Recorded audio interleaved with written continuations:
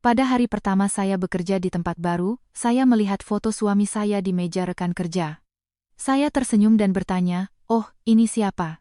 Dia menjawab dengan bangga, "Ini pacar saya. Kami sudah bersama selama 3 tahun dan berencana menikah akhir tahun ini." Di hari pertama saya di perusahaan baru, saya berjanji pada diri sendiri untuk tetap tenang. Memulai awal yang baru di usia 32 tahun bukanlah hal yang mudah, tetapi saya percaya saya cukup kuat. Nama saya Kirana Adiwangsa. Saya baru saja menduduki posisi Direktur Pemasaran Senior di sebuah perusahaan teknologi yang sedang berkembang pesat di Jakarta bernama Teknomaju. Selama karier saya telah melalui banyak pertempuran, mempresentasikan proyek bernilai miliaran rupiah, dan duduk dalam rapat dengan orang-orang paling menyebalkan yang bisa dibayangkan. Saya pikir tidak ada apapun di kantor yang bisa membuat saya kehilangan kendali. Saya salah. Meja saya berada di sebelah partisi kaca buram. Di seberang sana, duduk seorang wanita muda dengan sikap yang lembut, rambutnya yang panjang tergerai bergelombang. Riasannya sempurna. Aroma parfum yang ringan tercium di udara. Dia menoleh ke arah saya dengan senyum cerah, begitu ramah sehingga langsung membuat orang merasa nyaman. Anda pasti Bu Kirana, kan? Saya Rania Anindita, koordinator proyek di tim Anda. Selamat datang di Teknomaju. Saya tersenyum dan menjabat tangannya. Senang bertemu denganmu, Rania. Semoga kita bisa bekerja sama dengan baik. Saya meletakkan tas dan mengeluarkan laptop. Daftar pekerjaan sudah berputar di kepala saya. Mempelajari proyek yang sedang berjalan, meninjau anggaran, mempelajari riset pasar, menjadwalkan pertemuan dengan tim. Namun, pandangan saya tanpa sengaja tertarik ke meja Rania. Bukan karena dia cantik atau karena senyumnya, melainkan karena sebuah bingkai foto yang berdiri di sudut kiri, di samping tanaman pot kecil. Bingkai perak itu dipoles begitu cermat hingga memantulkan lampu langit-langit, seolah pemiliknya sangat menghargainya dan mengelapnya setiap hari. Dalam foto itu, ada suami saya. Saya tidak salah lihat. Tidak mungkin salah. Pria dengan kemeja biru tua, senyum miringnya yang khas, lesung pipit di pipi kirinya, matanya yang menatap lurus ke kamera dengan campuran kehangatan dan kepercayaan diri. Itu adalah Baskara Adibrata, suami saya. Pria yang baru tadi malam memasak pasta untuk saya di dapur kami, yang memeluk saya dari belakang dan berkata, "Besok hari pertama, kamu pasti bisa, sayang." Nada detail lain di foto itu yang membuat dada saya sesak. Kemeja yang dia kenakan kemeja yang sama yang saya berikan padanya pada ulang tahun pernikahan kami yang ketiga. Dan jika dilihat lebih dekat, di latar belakang ada laut biru kehijauan dengan pohon-pohon palem yang melambai. Itu adalah pantai yang sama di Bali tempat kami berlibur setelah saya berhasil menutup kesepakatan besar. Foto ini seharusnya berada dalam bingkai di nakas kami di rumah. Saya ingat karena saya sendiri yang meletakkannya di sana. Dan sekarang, foto itu ada di sini, di meja seorang wanita muda di perusahaan baru saya. Kebenaran yang keras dan tak terbantahkan tersaji tepat di depan mata saya. Telinga saya berdenging. Saya merasakan darah panas mengalir ke kepala saya, lalu surut ke kaki. Saya tidak pingsan, tetapi lutut saya terasa lemas. Saya telah melalui banyak hal dalam hidup, tetapi pada saat itu, saya mengerti apa artinya ketika duniamu runtuh dalam diam. Saya tidak langsung bertanya. Saya duduk, mengambil napas dalam-dalam, dan mengetik beberapa kata tanpa arti di laptop, sebuah perlindungan diri yang refleksif. Kemudian saya berbalik, menjaga suara saya tetap ringan, seperti seorang karyawan baru pada umumnya. Rania, foto siapa itu? Mata Rania berbinar, seolah saya menyentuh topik favoritnya. Dia menarik bingkai itu lebih dekat, dengan hati-hati membersihkan kacanya seolah-olah itu adalah perhiasan berharga. Ini pacar saya. Kami sudah bersama selama 3 tahun. Ini foto favorit saya, jadi saya bawa ke kantor untuk motivasi. Kami berencana menikah akhir tahun ini. Kata-kata 3 tahun jatuh seperti batu yang berat. 3 tahun. Saya dan Baskara telah menikah selama 7 tahun. Itu berarti dia memiliki orang lain sejak tahun keempat pernikahan kami. Saya masih tersenyum-senyum seorang wanita yang sudah lama terbiasa menyembunyikan emosinya di balik lapisan riasan yang sempurna. Siapapun yang melihat saya akan berpikir saya hanya sedang berbasa-basi. Wah, berarti sebentar lagi jadi calon pengantin, ya. Selamat.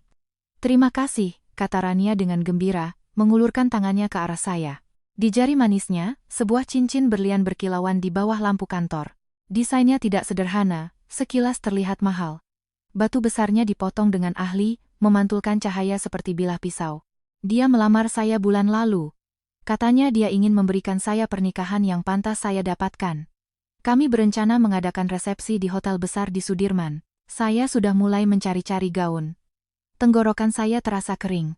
Baskara pernah mengatakan kepada saya bahwa dia tidak suka kemewahan yang mencolok, bahwa cincin kawin seharusnya sederhana karena cinta tidak diukur dalam karat. Saya percaya padanya saat itu, mengenakan cincin kawin polos tipis yang katanya sesuai dengan gaya kami, saya bangga dengan kesederhanaan itu. Sekarang saya sadar, bukan berarti dia tidak menyukai gestur besar, dia hanya menyimpannya untuk orang lain. Saya memaksa suara saya tetap normal. Siapa nama pacarmu? Baskara Adibrata, jawab Rania dengan santai, seolah-olah sedang berbicara tentang cuaca. Dia bekerja di bidang keuangan. Dia jenius. Akhir-akhir ini dia sangat sibuk, sering lembur, tapi dia sangat mencintai saya. Saya mengulangi nama itu dalam pikiran saya. Baskara Adibrata. Suami saya. Pria yang semalam mengatakan kepada saya bahwa dia akan pulang terlambat sepanjang minggu karena ada proyek. Pria yang pagi ini mencium kening saya sebelum berangkat, saya mendengar diri saya bertanya, suara saya masih datar, dengan sedikit rasa ingin tahu yang pas. Kalian bertemu di mana? Di sebuah konferensi industri. Dia menjadi pembicara, dan saya menghampirinya untuk meminta kontak, kata Rania, tersenyum seperti gadis yang menceritakan kembali sebuah novel roman dongeng. Awalnya dia sedikit dingin, tapi saya gigih, dan dia luluh. Katanya, sayalah yang membuatnya ingin serius. Serius. Frasa itu terdengar seperti lelucon yang kejam. Saya adalah istrinya. Sayalah orang yang sudah dia ajak serius, terikat secara hukum oleh akta nikah. Saya berkedip sekali hanya sekali agar mata saya tidak memerah. Saya memikirkan semua saat dia menggunakan rapat larut malam sebagai alasan, pesan yang mengatakan dia masih di kantor, akhir pekan ketika dia konon ada pertemuan mendadak, saya sedikit menggerutu, tetapi selalu melepaskannya karena saya percaya padanya. Saya percaya padanya sama seperti saya percaya bahwa atap di atas kepala saya tidak akan terbakar dengan sendirinya. Tiba-tiba, Rania menatap saya dan mengajukan pertanyaan yang terasa seperti pukulan di perut. Bu Kirana, apakah Anda sudah menikah? Saya melirik lagi foto di mejanya. Senyum Baskara di foto itu persis seperti senyum yang dia berikan kepada saya. Ternyata, senyum itu bisa dibagi 2 atau 3, dan tetap terlihat sama utuh dan tulus. Saya menjawab tanpa mengubah ekspresi wajah saya. Ya, sudah menikah. Selama 7 tahun. Mata Rania sedikit melebar, lalu dia tertawa kecil, seolah mendengar cerita dari masa lalu. 7 tahun, lama sekali ya? Pasti sudah sangat mapan, ya?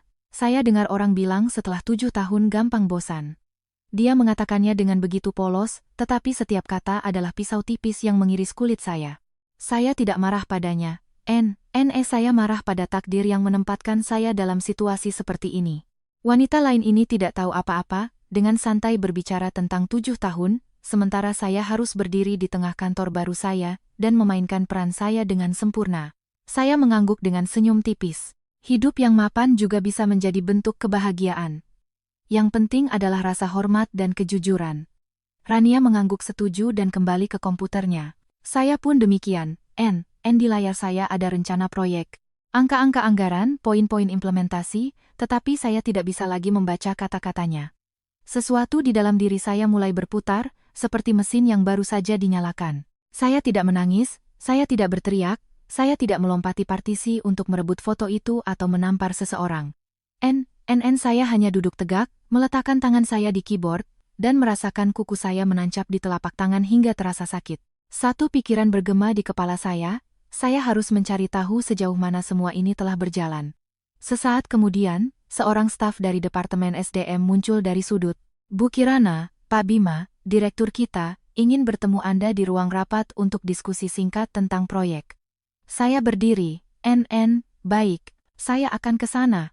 Saya berjalan melewati meja Rania. Dia masih fokus pada pekerjaannya, sesekali melirik foto itu dan tersenyum. Itu adalah senyum kebahagiaan yang begitu murni sehingga membuat punggung saya merinding. Saya berjalan ke lift, menatap pantulan diri saya di pintu logam yang mengilap. Setelan celana abu-abu yang pas di badan, rambut diikat rapi, lipstik gelap, eyeliner yang tegas, saya terlihat seperti wanita sukses yang memulai babak baru dalam hidupnya. Tidak ada yang bisa tahu bahwa beberapa menit yang lalu, hidup saya hancur oleh sebuah bingkai foto. Saat pintu lift tertutup, saya meletakkan tangan di dada. Jantung saya masih berdetak, tetapi tidak dalam ritme biasanya. Ia memukul sebuah peringatan. Jangan lemah, jangan tunjukkan, jangan kehilangan kendali. Nah, saya telah hidup dalam pernikahan selama 7 tahun yang saya anggap kokoh. Jika Baskara bisa membangun kehidupan kedua tepat di belakang punggung saya, maka saya bisa membangun sesuatu untuk diri saya sendiri. Sebuah rencana. Saya tidak tahu kemana rencana ini akan membawa saya, tetapi saya tahu satu hal dengan pasti. Mulai hari ini, saya bukan lagi istri naif yang percaya pada kata-kata lembur di kantor. Saya akan menjadi wanita yang akan mengungkap seluruh kebenaran dan mengambil kembali apa yang menjadi hak saya, dan saya akan memulainya di sini, di perusahaan ini. Rapat pertama di perusahaan baru saya terasa seperti dalam gerak lambat. Saya duduk di ujung meja. Di depan saya ada layar penuh data pasar, dikelilingi oleh wajah-wajah rekan kerja baru. Mereka berbicara tentang strategi promosi produk, anggaran media, dan rencana untuk kuartal berikutnya. Saya mengangguk, membuat catatan, dan sesekali menyisipkan komentar profesional yang tepat waktu, cukup untuk membuat semua orang berpikir saya fokus. Tapi pikiran saya tidak ada di ruangan ini. Mereka terus-menerus memutar ulang gambar foto di meja Rania dan kata-katanya. Kami sudah bersama selama 3 tahun. 3 tahun. Angka itu seperti retakan yang menjalar di sepanjang pernikahan 7 tahun saya, membuat semua yang terjadi sebelumnya terasa tidak pasti. Ketika rapat selesai, orang-orang bubar. Pak Bima, sang direktur, tinggal menatap saya dengan puas. Kirana, Anda cepat sekali beradaptasi. Saya dengar Anda berasal dari firma besar di Surabaya.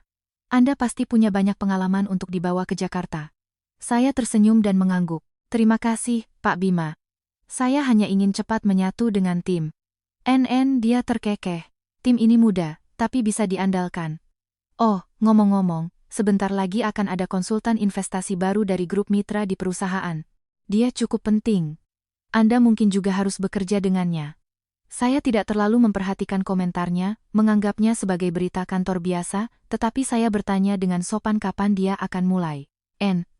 Mungkin minggu depan. Saya belum bertemu dengannya secara pribadi, hanya mendengar dari manajemen puncak. Saya mengangguk dan meninggalkan ruang rapat. Saat berjalan di koridor, saya sadar bahwa saya menggenggam buku catatan saya begitu erat hingga buku-buku jari saya memutih. Saya mengendurkan tangan saya dan mengambil napas dalam-dalam. Sekarang, hanya ada satu tujuan di kepala saya, verifikasi, bukan karena saya berpegang pada harapan tipis akan adanya kesalahpahaman. Saya tahu saya tidak salah, tetapi saya perlu memahami seberapa dalam semuanya telah berjalan. Kembali ke meja saya melihat Rania sedang mengetik. Foto itu masih berdiri di sudutnya, seolah tidak menyadari bahwa ia baru saja meledakkan kehidupan seseorang. Saya duduk dan membuka laptop, tetapi pandangan saya kembali meluncur ke mejanya. Rania menyadari saya sedang melihat dan tersenyum. Bu Kirana, tim biasanya makan siang di kafe di ujung jalan. Mau ikut?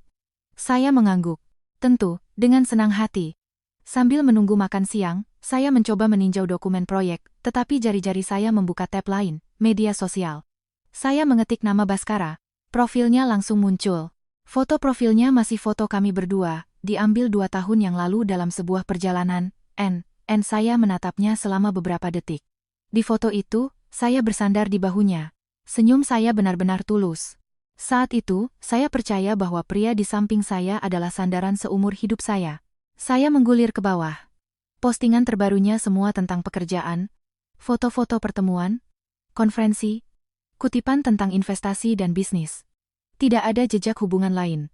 Saya tidak terkejut, Baskara selalu menjadi orang yang tertutup, berhati-hati agar tidak memamerkan kehidupan pribadinya. Tetapi satu foto dari 2 bulan lalu menarik perhatian saya. Dia berada di atas panggung konferensi keuangan, berbicara di depan audiens yang besar. Di bawah foto itu ada komentar, sangat bangga padamu. Akun itu milik Rania Anindita, Saya menatap lama foto itu. Baskara mengenakan setelan hitam. Cahaya sorot menerangi wajahnya yang percaya diri. Saya ingat hari itu. Dia mengatakan kepada saya bahwa dia harus terbang ke Surabaya untuk bertemu dengan seorang mitra. Saya bahkan mengingatkannya untuk menjaga diri karena jadwalnya yang padat. Ternyata, dia ada di sini, di kota ini, berdiri di depan kerumunan, sementara wanita lain itu menatapnya dengan penuh kekaguman. Rasa dingin menjalari punggung saya. Ini bukan kecemburuan, ini adalah kejelasan. Saya mulai mengerti bahwa hubungan ini bukanlah penyimpangan sesaat. Itu dibangun langkah demi langkah dengan perencanaan dan kebohongan. Saat itu, ponsel saya bergetar. Sebuah pesan dari Baskara, "Bagaimana hari pertamamu, sayang?" Saya menatap kata-kata itu selama beberapa detik. Jika ini terjadi pagi ini, saya akan langsung membalas dengan emoji tersenyum. Tapi sekarang, kata-kata ini terasa seperti bagian dari sebuah pertunjukan. Saya mengetik balasan singkat, "Baik-baik saja. Perusahaannya bagus." Dia membalas seketika, "Senang mendengarnya. Aku hari ini agak lembur. Makan malam dengan klien." Saya menatap layar. Makan malam dengan klien. Dua kata itu tiba-tiba terasa berat. Saya perlahan mengetik balasan, "Oke, bekerjalah."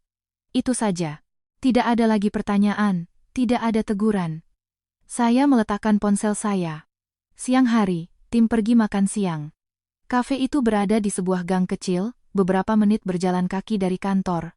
Tempatnya sederhana dengan meja-meja kayu dan aroma roti segar dan kopi yang kental. Semua orang mengobrol dengan riang saat makan. Saya ikut bergabung, tetapi perhatian saya masih tertuju pada Rania. Dia dengan santai menceritakan berbagai kisah, banyak tertawa, dan sesekali menyebut Baskara dengan bangga. Dia sangat sibuk. Bekerja di bidang keuangan berarti dia terus-menerus beralih dari satu proyek ke proyek lain, tapi dia tetap meluangkan waktu untukku. Seorang rekan kerja menggodanya, "Kamu beruntung punya calon suami yang hebat." Rania tersipu. Dia bilang setelah pernikahan kami akhir tahun ini, kami akan membeli rumah sendiri. Dia sedang mencari apartemen mewah di Pondok Indah. Tangan saya, yang memegang sandwich, berhenti sejenak. Pondok Indah. Baskara juga mengatakan kepada saya bahwa dia sedang mempertimbangkan untuk berinvestasi di sebuah apartemen di sana. Dia bilang itu untuk disewakan atau sebagai aset. Saya percaya padanya. Rania melanjutkan, matanya berbinar. Dia bilang seorang pria harus bisa menafkahi keluarganya. Mendengar itu sangat melegakan. Saya menggigit sepotong sandwich yang terasa kering dan hambar. Saya memandangi wanita muda di seberang saya, dia tidak curiga bahwa dia adalah karakter dalam sebuah cerita yang begitu rumit. Baginya, pria ini adalah kekasih yang sempurna. Setelah makan siang, kami kembali ke kantor. Saat masuk, saya melihat lagi foto di mejanya. Kali ini, saya tidak merasakan keterkejutan. Saya merasakan sesuatu yang lain. Tekad. Saya membuka laptop dan benar-benar mulai bekerja. Sementara semua orang mengira saya sedang membaca dokumen proyek, diam-diam saya membuka spreadsheet pribadi. Saya mencatat informasi yang baru saja saya pelajari, namanya, berapa lama mereka bersama, konferensi, rencana membeli apartemen, Pondok Indah. Setiap detail seperti sepotong puzzle. Hari berlalu dengan cepat. Ketika tiba waktunya untuk pulang, saya mengemasi barang-barang saya. "Selamat sore semuanya." Rania juga berdiri. "Bu Kirana, Anda ke arah mana?" Saya naik taksi. "Oh, baiklah. Sampai besok." Saya mengangguk. Ketika saya keluar dari gedung, langit mulai berwarna jingga. Kota itu penuh sesak, lalu lintas padat, dan lampu-lampu mulai menyala. Saya berdiri di trotoar menunggu mobil. Saat saya menunggu, ponsel saya berdering. Itu Baskara. Saya menjawab. "Halo. Aku baru akan berangkat untuk bertemu klien. Kamu makan malam saja duluan." "Oke." Saya menatap arus mobil di depan saya. Suara saya tenang. "Oke." Dia terkekeh pelan. "Kamu pasti lelah setelah hari penuh pertamamu. Istirahatlah." "Oke." Panggilan berakhir. Saya berdiri sejenak. Sebuah pikiran jernih terbentuk di kepala saya. Jika dia bisa membangun kehidupan kedua selama 3 tahun di belakang saya, maka kebenarannya pasti tidak terbatas pada apa yang saya lihat hari ini. Saya naik taksi. Saat mobil memasuki arus lalu lintas, saya membuka kontak di ponsel saya dan menemukan sebuah nama, Soraya Halim. Pengacara. Saya tidak menelepon. Saya hanya menatap nama itu selama beberapa detik, lalu mematikan layar. Saya tahu saya tidak boleh bertindak gegabah, tetapi saya juga tahu bahwa mulai hari ini, saya akan mulai mengumpulkan semuanya. Bukti, kronologi, laporan keuangan, segalanya. Karena jika pernikahan ini dibangun di atas pengkhianatan, saya tidak akan menjadi orang yang pergi dengan tangan kosong. Cerita saya baru saja dimulai. Taksi berhenti di depan gedung apartemen saya saat hari sudah benar-benar gelap. Cahaya hangat dari gedung pencakar langit mewah itu memancarkan kilau di jalan masuk beraspal, tampak begitu damai sehingga orang luar akan mengasumsikan keluarga-keluarga bahagia tinggal di sini. Saya membayar sopir dan perlahan masuk ke lobi. Petugas keamanan yang mengenal saya tersenyum dan menyapa, "Selamat malam, Bu Adibrata." pulang lebih awal hari ini. Saya mengangguk, hari pertama kerja di tempat baru, agak lelah. Pintu lift tertutup, membawa saya ke lantai 16. Ketika saya membuka pintu apartemen kami, aroma rumah yang familiar membuat hati saya perih, semuanya masih sama. Sofa abu-abu yang saya pilih, meja kopi kayu ek yang disukai Baskara, dan lukisan pemandangan di ruang tamu yang kami beli dalam perjalanan bertahun-tahun yang lalu. Rumah yang dibangun di atas 7 tahun kebersamaan, di mana setiap benda menyimpan kenangan. Tapi sekarang, melihat sekeliling, saya tidak lagi merasakan kehangatan, saya hanya melihat tanda tanya. Saya meletakkan tas, mengganti sepatu, dan berjalan langsung ke dapur.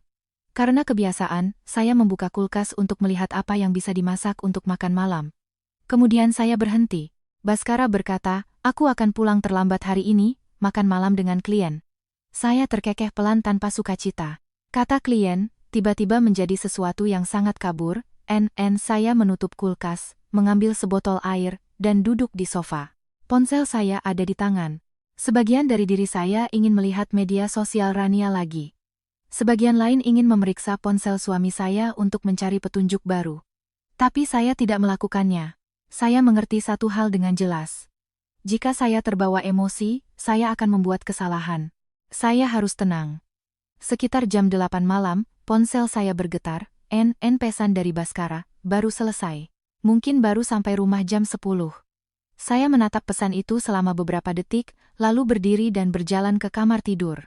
Di laci sebelah kanan tempat tidur, Baskara menyimpan beberapa dokumen pribadi. Saya menariknya keluar. Di dalamnya ada paspornya, beberapa kontrak lama, dan sebuah buku catatan kecil. Saya membuka buku catatan itu. Hanya ada beberapa catatan kerja dan pengingat pertemuan. Tidak ada yang istimewa. Saya meletakkannya kembali dan melihat ke sisi lemarinya. Kemejanya tergantung dalam barisan yang rapi. Saya berjalan mendekat, menyentuh setiap kemeja dengan tangan saya. Tiba-tiba, saya berhenti di sebuah kemeja biru tua dengan kerah V. Saya mengingatnya, Baskara mengenakannya di konferensi keuangan, yang ada di foto yang saya lihat di media sosial. Saya mengambil kemeja itu dan memeriksa sakunya. Di dalamnya ada struk dari sebuah restoran Jepang di Senopati. Tanggal di struk itu 3 minggu yang lalu. Jumlahnya hampir 5 juta rupiah. Saya menatap struk itu, dan sebuah ingatan muncul. 3 minggu yang lalu, pada malam itu, Baskara mengatakan kepada saya bahwa dia ada makan malam dengan klien. Saya bahkan bertanya apakah saya harus menunggunya. Dia bilang tidak usah, karena pertemuannya bisa berlangsung lama. Saya duduk di tepi tempat tidur, masih memegang struk di tangan saya, 3 tahun. 3 tahun bukanlah waktu yang singkat. Itu berarti ada banyak malam seperti ini dalam 3 tahun terakhir. Saya membuka ponsel saya dan menemukan profil Rania lagi. Kali ini, saya melihat lebih teliti foto-fotonya, perjalanan, makanan, dan status ceria. Sebagian besar tidak menyebut Baskara secara langsung, tetapi sesekali saya mengenali detail yang familiar. Jam tangan pria di atas meja kopi sama dengan yang saya berikan kepada Baskara untuk ulang tahunnya. Foto segelas anggur dengan 2 gelas saling berhadapan. Saya memperbesar sudut foto itu. Ada tangan seorang pria yang tergeletak di atas meja. Cincin di tangan itu adalah cincin kawin kami. Saya meletakkan ponsel dan menghela napas perlahan. Tidak ada lagi keraguan. Baskara tidak hanya berselingkuh, dia menjalani kehidupan paralel. Sekitar pukul 22.30, saya mendengar pintu terbuka. Baskara masuk, sama seperti hari-hari lainnya. Dia melepas jasnya, menggantungnya, dan melihat saya duduk di ruang tamu. Kamu belum tidur. Menunggumu. Dia tersenyum, berjalan mendekat, dan meletakkan tangannya di bahu saya. Bagaimana hari pertamamu? Benarkah? Saya menatap lurus ke matanya. Biasa saja.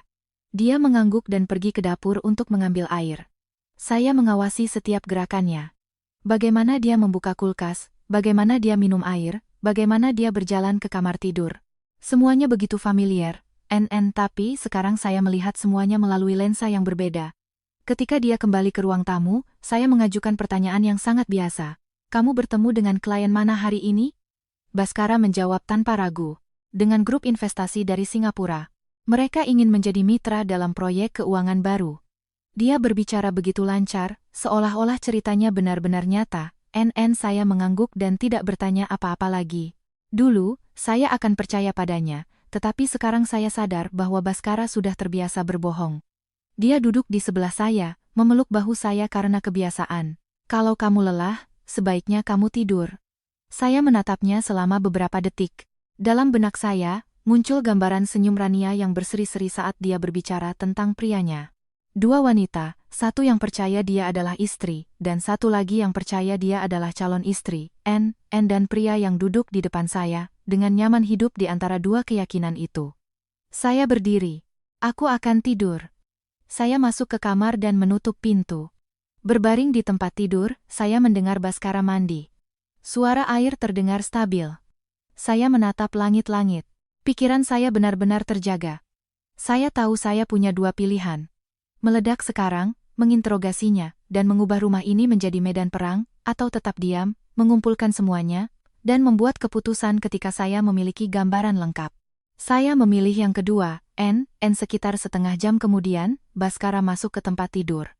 Dia berbaring di samping saya, mematikan lampu, dan memeluk saya seperti yang dia lakukan setiap malam. Selamat malam, sayang. Saya memejamkan mata, tetapi tidak tidur. Dalam kegelapan, saya diam-diam memikirkan rencana saya. Besok, saya akan mulai dari hal-hal terkecil. Jadwal kerjanya, pergerakan uang di rekening bersama kami, dan pertemuan yang dia sebut klien, NK. Karena jika Baskara bisa menyembunyikan 3 tahun, saya bisa cukup sabar untuk melihat seluruh kebenarannya. Dan ketika kebenaran itu terungkap, sayalah yang akan memutuskan bagaimana cerita ini berakhir. Pagi berikutnya, saya bangun lebih awal dari biasanya. Langit di luar jendela masih sedikit berkabut. Matahari baru mulai muncul dari balik gedung-gedung pencakar langit yang jauh. Baskara masih tertidur di samping saya. Napasnya teratur. Tangannya dengan ringan diletakkan di pinggang saya, seperti setiap pagi. Siapapun yang melihat pemandangan ini, akan berpikir kami adalah keluarga yang damai. Tapi saya tahu bahwa di balik fasad yang damai ini, kebenaran perlahan terungkap. Saya dengan hati-hati menyingkirkan tangannya, bangkit dari tempat tidur, dan pergi ke kamar mandi. Pantulan saya di cermin tampak tenang, tetapi mata saya terlihat lebih tajam dari biasanya. Saya mencuci muka untuk waktu yang lama, seolah mencoba membangunkan indera saya sepenuhnya. Ketika saya keluar, Baskara sudah bangun. Dia duduk di tempat tidur, rambutnya acak-acakan. Dia tersenyum padaku. Bangun pagi sekali, sayang. Saya mengangguk. Saya harus pergi ke kantor lebih awal hari ini.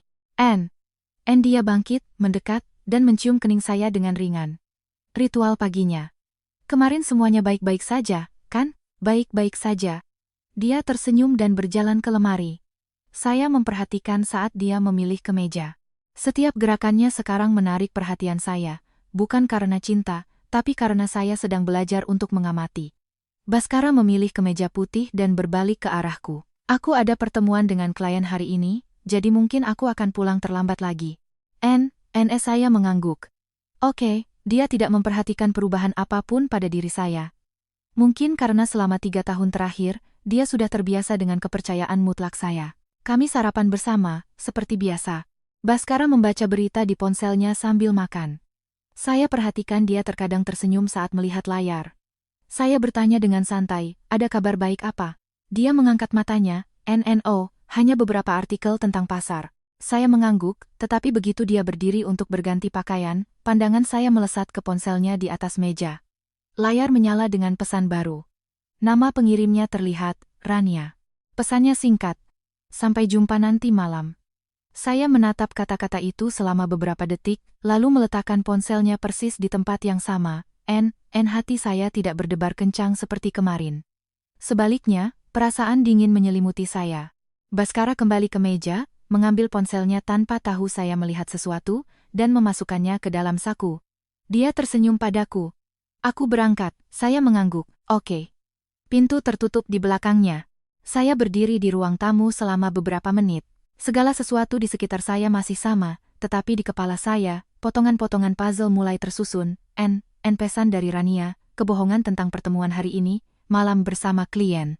Saya mengambil ponsel saya dan melihat pesan dari Baskara kemarin. Aku hari ini agak lembur. Makan malam dengan klien.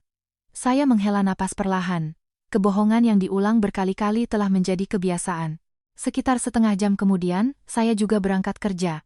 Dalam perjalanan ke kantor, pikiran saya bekerja dengan kecepatan penuh. Saya tidak lagi ragu, tetapi saya butuh lebih banyak bukti bukan untuk meyakinkan diri sendiri, tetapi untuk mempersiapkan langkah selanjutnya. Ketika saya tiba di kantor, Rania sudah ada di sana, menata dokumen di mejanya, terlihat sangat ceria. Melihat saya, dia tersenyum lebar. Selamat pagi Bu Kirana. Pagi. Saya meletakkan tas dan menyalakan laptop. Sesaat kemudian, Rania menoleh ke arah saya. Bu Kirana, semalam saya dan pacar saya pergi ke restoran Jepang baru yang buka di Senopati. Enak sekali. Saya menatapnya. Oh, ya? Iya. Dia bilang sudah lama kami tidak makan malam di tempat yang bagus, jadi dia ingin memanjakan saya. Saya tersenyum tipis. Terdengar romantis. Rania tertawa malu-malu. Dia memang selalu begitu. Saya kembali ke komputer saya. Dalam benak saya, terbayang struk dari restoran Jepang yang saya temukan tadi malam. Mungkin itu adalah tempat biasa mereka. Pagi berlalu dengan rapat dan email, tetapi di sela-sela pekerjaan, saya masih mengamati dengan tenang. Setiap kali ponsel Rania bergetar, dia melihat layar dan tersenyum. Menjelang siang, dia berdiri. Bu Kirana, saya mau turun beli kopi. Mau titip sesuatu? Kopi hitam dingin, tolong. Siap. Ketika Rania menjauh dari mejanya, saya melirik ponselnya. Saya tidak menyentuhnya, tetapi layar menyala dengan notifikasi baru, nama pengirim, Baskara. Saya hanya bisa menangkap sebagian pesan di layar kunci, siang ini aku sibuk, nanti malam aku jemput. Saya cepat-cepat kembali menatap layar saya saat mendengar langkah kakinya. Rania meletakkan kopi di meja saya. Ini, silakan. Terima kasih, Rania. Dia duduk dan memeriksa ponselnya. Saya melihat senyum di wajahnya menjadi lebih lebar. Perasaan yang tak terlukiskan menyelimuti saya bukan kecemburuan, bukan rasa sakit yang tajam seperti hari pertama, melainkan rasa kepastian. Baskara sedang menjalani dua kehidupan. Sore itu, saat tiba waktunya untuk pulang, saya sengaja menunda sedikit. Saya berdiri di dekat pintu masuk gedung, berpura-pura melihat ponsel. Sekitar 10 menit kemudian, saya melihat Rania keluar, dia berdiri di trotoar, melihat sekeliling, seolah sedang menunggu seseorang. Sebuah sedan hitam berhenti di dekatnya. Pintu terbuka, dan Baskara keluar dari mobil. Dia mengenakan kemeja putih dengan kunci mobil di tangannya, dengan senyum familiar di wajahnya. Rania berlari kecil ke arahnya dan memeluknya. Saya berdiri beberapa puluh meter jauhnya, tetapi saya bisa melihat setiap gerakan dengan jelas. Baskara membungkuk, mengatakan sesuatu, lalu membukakan pintu mobil untuknya. Mereka masuk dan pergi. Saya berdiri lama di trotoar. Pada saat itu, semua keraguan saya lenyap. Kebenaran ada tepat di depan saya. Suami saya dan wanita yang duduk di sebelah saya setiap hari di kantor sedang menjalin hubungan, dan mereka tidak tahu bahwa saya melihat semuanya. Saya berbalik dan berjalan menuju tempat parkir. Di kepala saya hanya ada satu pikiran, permainan ini baru saja dimulai, dan kali ini, saya tidak akan lagi menjadi penonton. Malam itu, saya tidak langsung pulang. Setelah melihat Baskara menjemput Rania dari kantor, saya berkendara ke tepi sungai di Jakarta. Kota di malam hari masih ramai, tetapi di bagian tepi sungai ini, ada keheningan yang aneh. Saya mematikan mesin dan duduk dalam diam untuk waktu yang lama. Lampu-lampu kota berkelip di atas air seperti pecahan kaca yang hancur. Pikiran saya pun demikian, karena kepingan kebenaran akhirnya menyatu. Selama 3 tahun, Baskara telah menjalani kehidupan lain tepat di belakang punggung saya. Ponsel saya bergetar. Pesan dari Baskara, sedang makan malam dengan klien, kemungkinan akan pulang terlambat. Saya menatap pesan itu selama beberapa detik, lalu melemparkan ponsel ke kursi penumpang. Saya tidak membalas bukan karena marah, tetapi karena saya mulai mengerti bahwa pesan seperti itu hanyalah bagian dari pertunjukan yang sudah begitu lama ia mainkan. Saya menyalakan mobil, meninggalkan tepi sungai, dan berkendara ke sebuah kedai kopi kecil yang familiar di daerah Senopati. Itu adalah tempat di mana saya selalu bertemu dengan sahabat saya ketika saya perlu bicara. Satu-satunya orang yang saya percaya akan mendengarkan tanpa menghakimi. Ketika saya masuk, Soraya sudah duduk di meja sudut biasa kami. Dia adalah teman saya sejak kuliah, sekarang seorang pengacara yang berspesialisasi dalam sengketa properti. Dia menatap saya dengan sedikit terkejut. Kirana, kamu menelepon mendadak sekali, ada apa? Saya duduk di seberangnya. Seorang pelayan membawakan saya kopi. Saya menatap cangkir yang mengepul dan perlahan berkata, Soraya, sepertinya Baskara selingkuh. Soraya terdiam selama beberapa detik. Dia tidak terlihat terkejut seperti yang saya duga, hanya sedikit mengernyit. Kamu yakin? Saya mengangguk. Ini bukan sekadar selingkuh. Ini hubungan jangka panjang. Soraya meletakkan tangannya di atas meja. Ceritakan semuanya. NN. Saya menceritakan segalanya dari awal.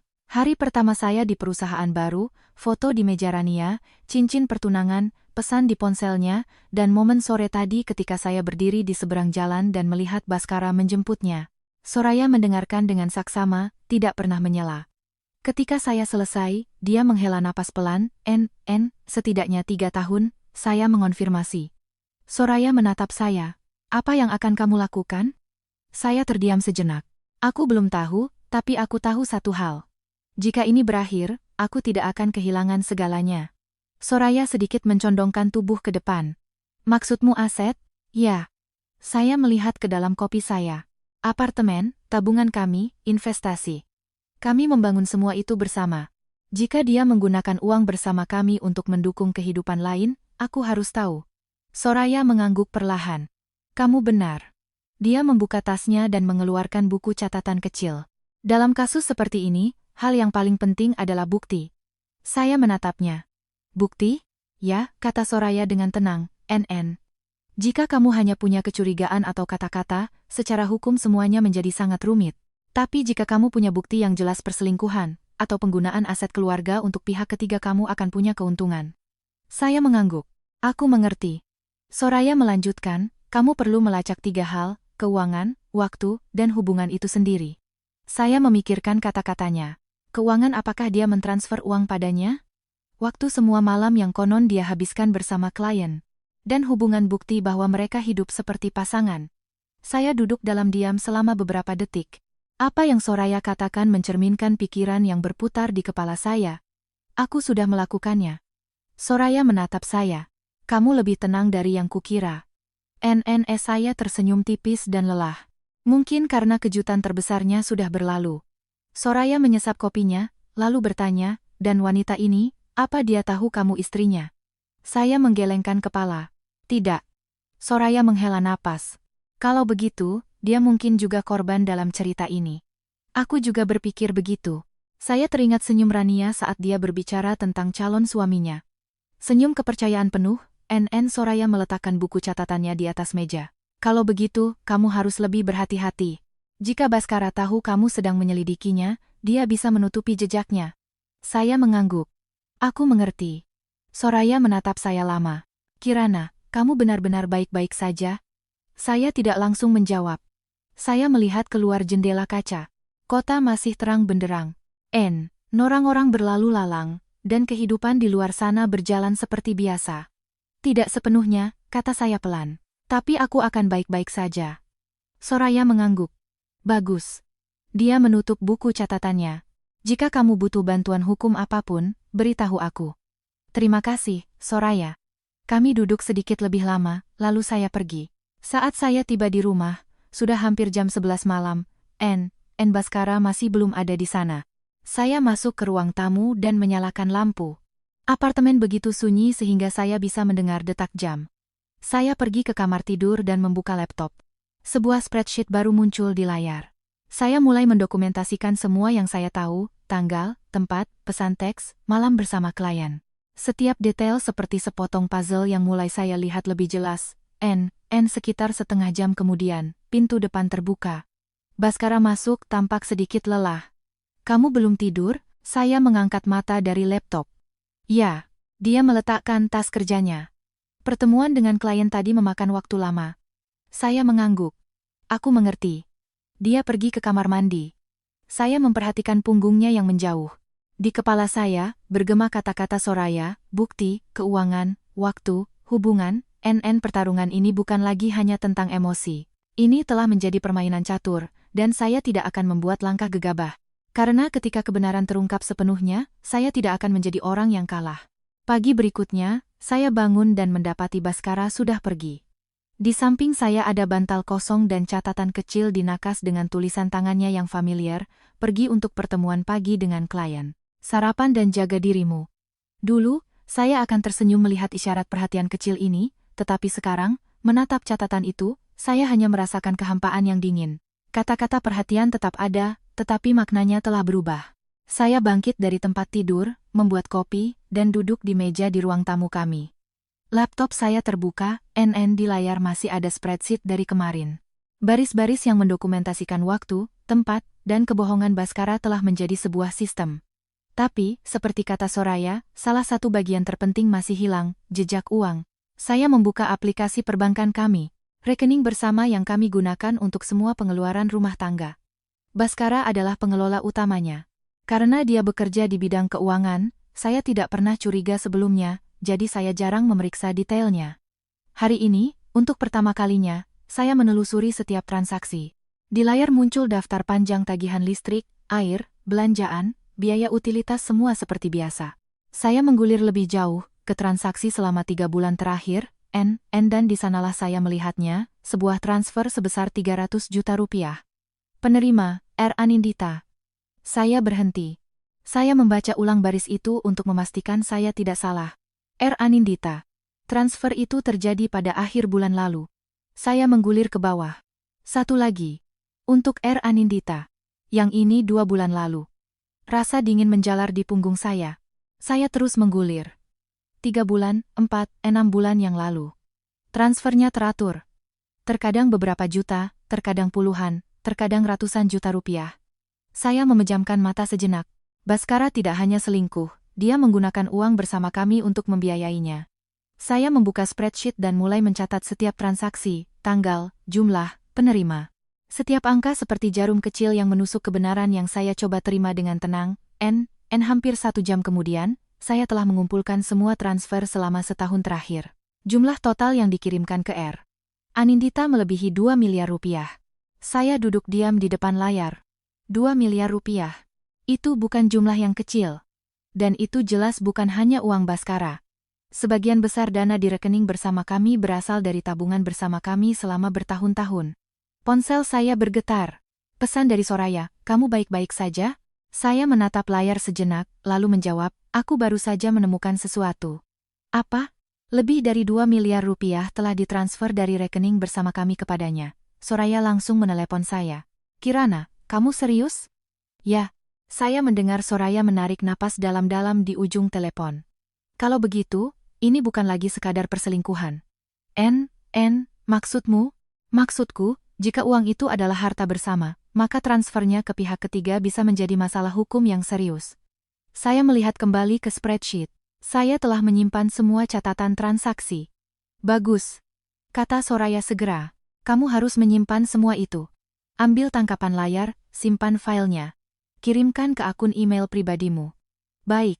Dan apapun yang kamu lakukan, jangan biarkan dia tahu kamu sudah mengetahui semuanya. Aku mengerti. Panggilan berakhir. Saya mulai melakukan persis seperti yang disarankan Soraya.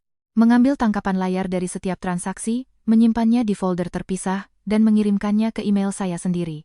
Saat saya selesai, hari sudah hampir siang. Saya akan berangkat kerja ketika ponsel saya berdering lagi. Itu Baskara. Saya menjawab. Aku lupa bertanya, kamu lembur hari ini? Aku ada pertemuan malam ini dengan seorang mitra. Saya melihat spreadsheet di laptop saya, di mana angka-angka tersaji sejelas surat dakwaan. Ya, kata saya dengan tenang. Aku juga mungkin akan lembur. Dia terkekeh pelan. Sepertinya kita berdua makan malam terlambat hari ini. Saya tidak menjawab apa-apa. Setelah menutup telepon, saya menutup laptop dan meninggalkan apartemen. Ketika saya tiba di kantor, Rania ada di mejanya, terlihat sangat bahagia. Dia melihat saya dan berkata, Kirana, semalam Baskara dan saya pergi ke restoran baru yang menakjubkan itu. Sangat indah. Saya meletakkan tas. Oh, ya? Ya. Dan dia bilang kita bisa segera mulai melihat-lihat apartemen di Pondok Indah. Saya menatapnya selama beberapa detik. Apartemen. Rania mengangguk, matanya berbinar. Dia bilang seorang pria harus punya rumah yang siap sebelum menikah. Saya kembali ke layar komputer saya. Dalam benak saya, terlintas sebuah transaksi besar di rekening kami. Uang muka sebesar 400 juta rupiah ke sebuah perusahaan real estate. Tanggal transfernya baru seminggu yang lalu. Hari itu, sementara semua orang di kantor sibuk, saya diam-diam membuka spreadsheet saya lagi. Angka-angka di layar tidak lagi membuat saya gemetar. Mereka membuat saya berdarah dingin. Baskara mengira dia mengendalikan segalanya, tetapi sebenarnya, setiap transaksinya meninggalkan jejak. Dan jejak-jejak itu perlahan menjadi senjata paling ampuh di tangan saya. Saya menekan simpan. Sebuah pikiran baru perlahan terbentuk di kepala saya. Jika Baskara ingin membangun kehidupan baru dengan uang kami, sayalah yang akan membuatnya membayar setiap rupiahnya. Setelah menemukan transfer uang, pikiran saya menjadi anehnya jernih. Setiap detail kehidupan sehari-hari Baskara sekarang terasa seperti potongan puzzle yang bisa membawa saya ke kebenaran yang lebih besar. Pagi di kantor berjalan seperti biasa, tetapi di dalam, saya sama sekali tidak biasa. Rania hari ini datang sedikit terlambat. Saat masuk, dia membawa tas belanja besar dari butik merek mewah. Sambil duduk, dia membuka tas dan mengeluarkan sebuah kotak sepatu. Kirana, dia menoleh ke arah saya, suaranya ceria. Lihat ini, cantik kan? Saya melirik. Sepasang sepatu hak tinggi berwarna krem dengan desain yang indah. Jelas tidak murah. Sangat cantik. Rania tersipu. Baskara membelikannya untukku semalam. Saya mengangguk. Pacarmu benar-benar memanjakanmu. Dia tertawa pelan dan puas. Dia bilang seorang wanita pantas untuk dirawat. Saya kembali ke komputer saya. Di kepala saya teringat potongan dari kartu kredit bersama kami semalam, 10 juta rupiah. Butik mode kelas atas di pusat kota. Saya menghela napas perlahan. Setiap detail kecil cocok dengan presisi yang mengerikan. Hari itu, tim makan siang bersama lagi. Rania duduk di sebelah saya, mengobrol sambil makan. Kirana, kemarin kami melihat apartemen di Pondok Indah. Saya mengangkat mata. Oh, ya. Dia mengangguk, matanya berkilauan.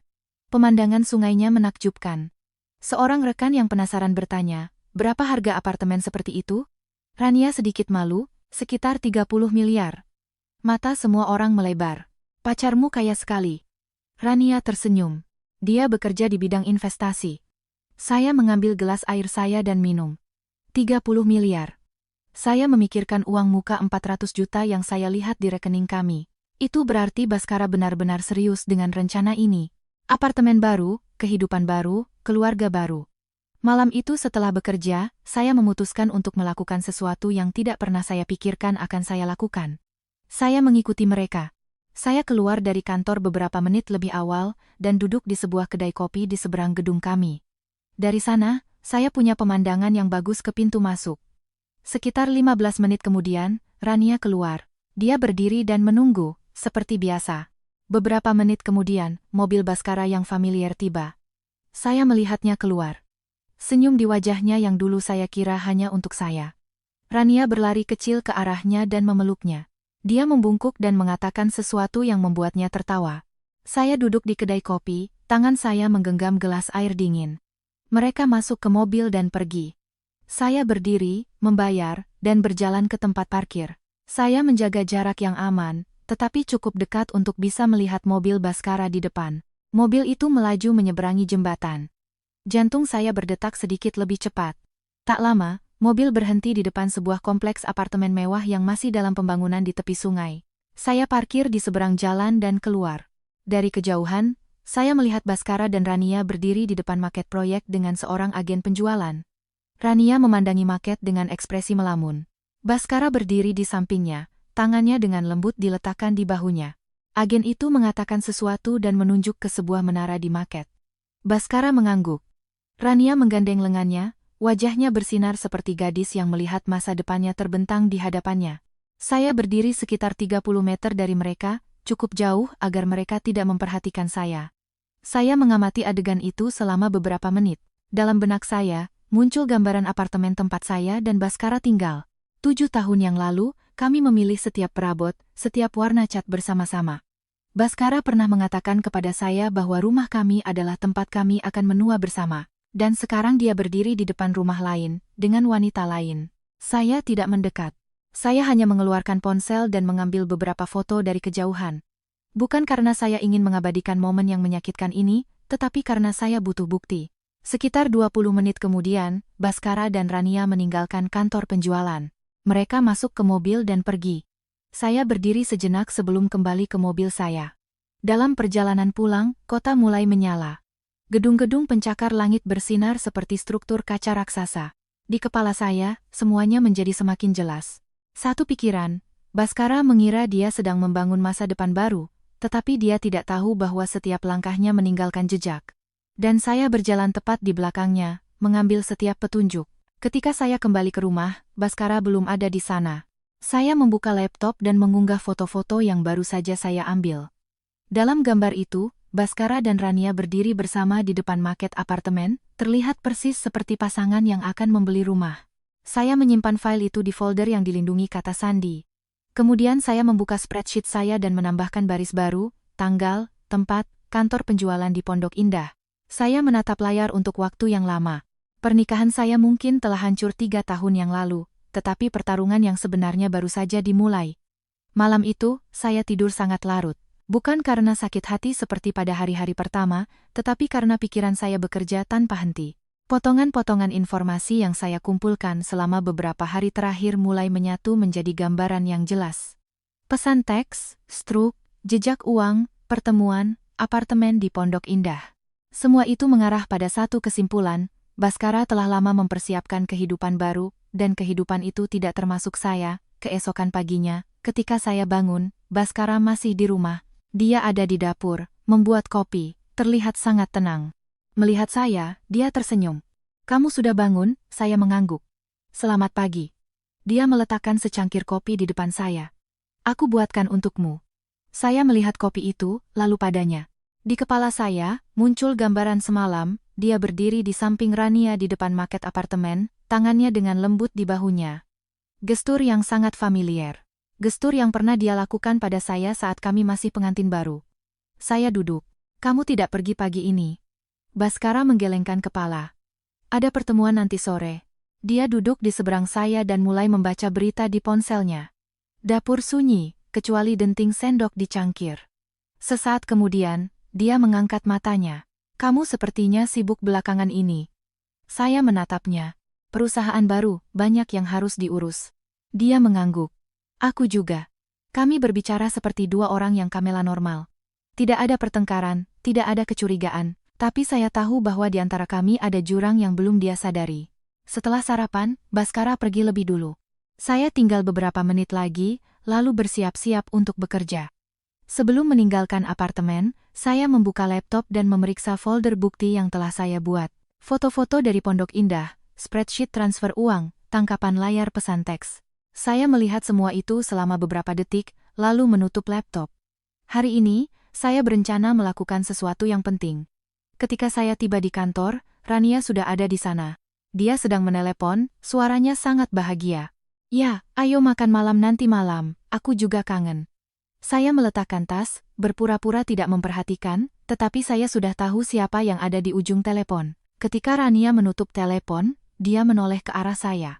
"Bu Kirana, apakah Anda sibuk hari ini? Saya harap Anda bisa melihat proposal pemasaran untuk proyek Baskara." Saya terdiam sejenak. "Proyek pacarmu?" "Ya."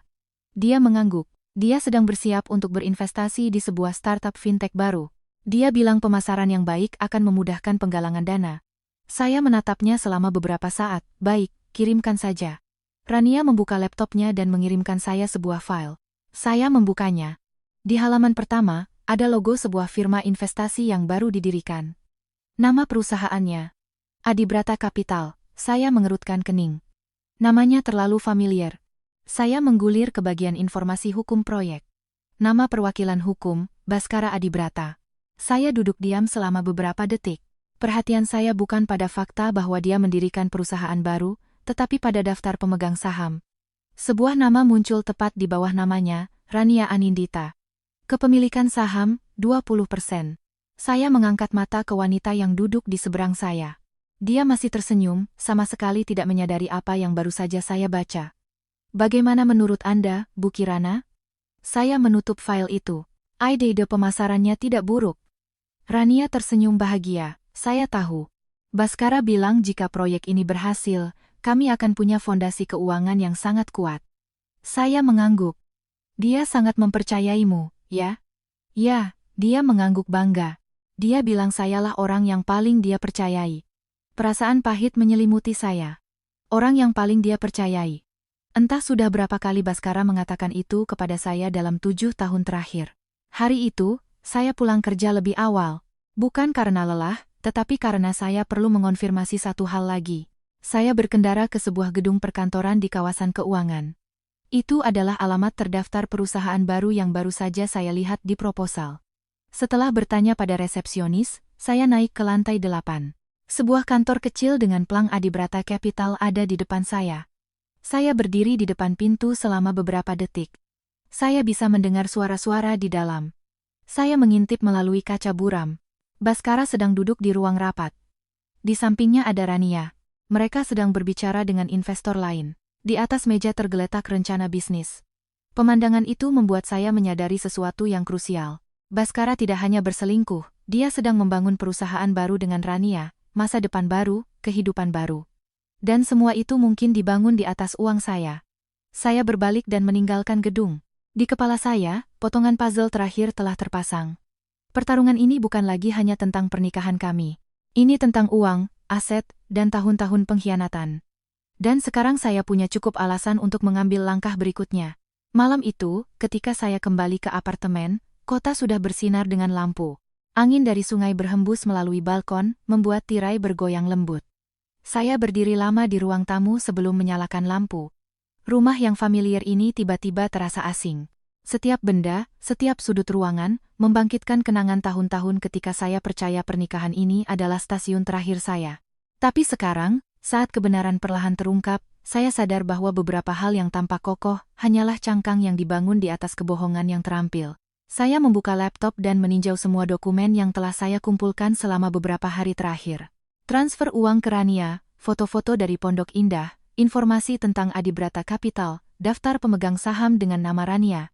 Semuanya terorganisir dengan rapi di folder yang dilindungi kata sandi. Saya menelepon Soraya. Dia menjawab hampir seketika. Ada kabar? Saya berbicara perlahan. Baskara mendirikan perusahaan baru. Soraya terdiam selama beberapa detik. Perusahaan apa? Namanya Adibrata Capital. Siapa pemegang sahamnya? Dia dan Rania. Saya mendengar Soraya menghela napas di ujung telepon. Jadi, dia tidak hanya selingkuh, dia sedang mempersiapkan kehidupan finansial yang terpisah. Ya, kata saya sambil menatap layar laptop saya. Dan saya curiga modal awalnya mungkin berasal dari dana bersama kami. Jika memang begitu, kata Soraya segera, itu adalah masalah yang sangat serius. Saya juga berpikir begitu. Soraya berpikir sejenak, lalu bertanya, apa langkahmu selanjutnya? Saya melihat ke arah balkon. Kota di bawah adalah lautan cahaya yang terang. Saya ingin memastikan kemana uang itu pergi. Kamu harus berhati-hati, saran Soraya. Aku tahu. Yang terbaik adalah menyimpan semua data keuangan dari rekening bersama sebelum dia tahu. Aku sudah melakukannya. Soraya terkekeh pelan. Kamu lebih cepat dari yang kukira. Saya tersenyum tipis. Mungkin karena aku tidak punya pilihan lain. Panggilan berakhir. Sekitar jam 10 malam, pintu depan terbuka. Baskara masuk, terlihat cukup santai. Dia melepas jasnya, menggantungnya, dan melihat saya duduk di ruang tamu. Kamu belum tidur? Saya menggelengkan kepala. Belum. Dia mendekat dan duduk di kursi di seberang saya. Aku sibuk seharian. Saya menatapnya selama beberapa detik. Proyek barumu berjalan lancar? Baskara terdiam. Hanya sesaat, tapi saya menyadarinya. Proyek yang mana yang kamu bicarakan? Yang finansial, jawab saya dengan tenang. Kamu bilang sedang mempersiapkan investasi baru. Dia mengangguk. Oh, itu. Berjalan normal. Dia menatap saya. Kenapa kamu bertanya? Saya mengangkat bahu. Hanya penasaran. Baskara tersenyum tipis, tetapi matanya tampak mengamati saya. Sejak kapan kamu begitu tertarik dengan investasi? Suami saya bekerja di industri itu, kata saya. Wajar kalau aku bertanya, kan? Dia mengangguk, lalu berdiri dan pergi ke dapur untuk mengambil air. Saya mengamati kepergiannya. Baskara tidak curiga bahwa beberapa jam yang lalu, saya berdiri di depan kantor barunya. Dia tidak tahu bahwa saya melihat nama Rania di daftar pemegang saham, dan dia pasti tidak tahu bahwa saya telah mencatat setiap rupiah yang dia transfer. Ketika dia kembali ke ruang tamu, saya sudah menutup laptop saya. Dia duduk di sebelah saya. Kamu sepertinya terlalu banyak bekerja belakangan ini. Saya menatapnya. Kamu juga. Baskara tersenyum. Ya, periode ini sedikit sibuk. Saya mengangguk. Perasaan aneh muncul dalam diri saya. Bukan lagi rasa sakit atau amarah, melainkan ketenangan yang begitu dalam hingga terasa dingin. Saya berdiri. Aku akan tidur. Oke. Jawabnya. Saya masuk ke kamar tidur dan menutup pintu. Berbaring di tempat tidur, saya menatap langit-langit untuk waktu yang lama. Apa yang saya ketahui sekarang sudah cukup untuk memahami seluruh cerita. Baskara selingkuh. Dia menggunakan uang bersama kami untuk membiayai Rania. Dia mendirikan perusahaan baru bersamanya dan berencana membeli apartemen terpisah. Kehidupan baru sedang dibangun selangkah demi selangkah. Satu-satunya hal adalah, dia mengira saya masih tidak tahu apa-apa. Keesokan paginya, ketika saya tiba di kantor, Rania sedang duduk di depan komputernya, terlihat sangat bahagia. "Kirana," panggilnya. "Baskara bilang proyek kami akan segera mendapatkan investor." Saya meletakkan tas. "Oh, ya. Ya." Dia tersenyum cerah. "Jika ini berhasil, kami bisa memperluas perusahaan." Saya mengangguk. "Selamat." Rania menatap saya. "Anda selalu begitu tenang." Saya tersenyum tipis. "Terbiasa, setelah bekerja beberapa lama di bidang pemasaran." Dia tersenyum dan kembali ke pekerjaannya. Saya membuka laptop, tetapi pandangan saya meluncur ke bingkai foto di mejanya. Di foto itu, Baskara tersenyum-senyum yang sama yang dia berikan kepada saya pada tahun-tahun pertama pernikahan kami. Tiba-tiba saya menyadari sesuatu. Mungkin bukan Rania yang menghancurkan keluarga saya. Dia hanya hidup dalam sebuah cerita yang diceritakan Baskara kepadanya. Sebuah cerita di mana dia mungkin lajang, atau bercerai, atau akan bercerai. Tapi itu tidak mengubah kebenaran. Kebenarannya adalah dia telah mengkhianati saya, dan saya tidak akan membiarkan cerita ini berakhir seperti yang dia inginkan. Saya membuka spreadsheet saya dan menambahkan baris baru ke daftar bukti. Tanggal, tempat, kantor, Adibrata Capital. Pemegang saham, Baskara Adibrata dan Rania Anindita. Saya menekan simpan. Langkah pertama telah dibuat. Sekarang, saya hanya perlu menunggu saat yang tepat untuk membuat langkah berikutnya. Dalam beberapa hari berikutnya, saya hidup seolah-olah tidak ada yang berubah. Saya pergi bekerja, menghadiri rapat, pulang ke rumah, makan malam dengan Baskara, dan berbicara tentang hal-hal biasa. Dari luar, kami akan terlihat seperti pasangan yang stabil.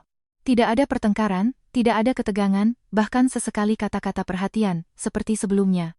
Tapi hanya saya yang tahu bahwa di balik fasad normalitas ini, sebuah rencana sedang terbentuk. Di kantor, saya duduk di sebelah Rania seperti biasa. Dia menjadi semakin terbuka dengan saya, mungkin menganggap saya sebagai orang yang mudah diajak curhat. Setiap kali ada sesuatu yang baik terjadi dengan pacarnya, dia akan memberitahu saya terlebih dahulu. Suatu hari saat makan siang, Rania mendekatkan kursinya ke saya. "Kirana," dia memulai, "boleh saya minta saran?" Saya menatapnya. "Tentang apa?" Dia ragu-ragu sejenak. "Menurut Anda, berapa lama seorang pria akan menunda pernikahan jika dia benar-benar serius?" Saya tidak langsung menjawab. "Kenapa kamu bertanya?" Rania melihat tangannya. Suaranya sedikit malu-malu. "Saya dan Baskara sudah bersama selama 3 tahun. Dia bilang kami akan menikah setelah proyek barunya stabil." Saya memandangi wanita muda di depan saya. 3 tahun sama lamanya dengan yang saya temukan tentang hubungan mereka. "Kamu percaya padanya?" tanya saya. Rania mengangguk dengan keyakinan mutlak. "Tentu saja. Dia tidak pernah mengecewakan saya." Saya mengangguk tipis. "Kalau begitu, itu bagus." Dia tersenyum. Dia bahkan bilang begitu perusahaan baru ini berdiri, kami akan pindah ke apartemen di Pondok Indah. "Menurut Anda, bukankah daerah itu indah?" Saya teringat hari ketika saya berdiri 30 meter dari mereka di kantor penjualan proyek. "Indah," kata saya. "Pemandangan sungainya bagus." Rania sangat senang. Saya juga sangat menyukainya. Dia berpikir sejenak, lalu menambahkan, "Baskara bilang seorang pria harus punya rumah sebelum menikah." Saya tersenyum tipis. Dia benar. Tapi di kepala saya memikirkan hal lain. Rania tidak curiga bahwa dia adalah wanita lain. Dia hidup dalam cerita yang diciptakan Baskara khusus untuknya. Sebuah cerita di mana dia mungkin lajang atau seseorang di ambang perceraian. Malam itu setelah bekerja, Rania berdiri di pintu masuk, menunggu. Seperti biasa, saya melewatinya. "Pacarmu sudah di jalan?" "Ya, seharusnya beberapa menit lagi," dia tersenyum. Dia jarang membuatku menunggu. Saya mengangguk dan berjalan ke tempat parkir. Tapi alih-alih langsung pergi, saya duduk di mobil saya sejenak. Beberapa menit kemudian, mobil Baskara muncul. Dia keluar, membukakan pintu untuk Rania, dan mereka berdua masuk.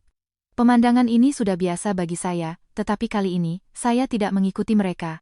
Saya hanya duduk di mobil saya, mengamati mobil mereka meninggalkan tempat parkir. Sebuah pikiran perlahan terbentuk di kepala saya, Baskara hidup di 2 dunia. Satu dunia. Suami yang perhatian di apartemen kami. Dunia lain. Pria sukses yang bersiap menikahi istri baru dan membangun perusahaan baru. Masalahnya, kedua dunia itu akan segera bertabrakan. Ketika saya pulang malam itu, Baskara sudah ada di sana, menonton TV di ruang tamu. "Kamu sudah pulang?" "Ya." Saya meletakkan tas. Dia menatap saya sejenak. "Kamu sepertinya lelah belakangan ini." "Hanya pekerjaan," jawab saya. Dia berdiri, pergi ke dapur untuk mengambil air, dan kembali.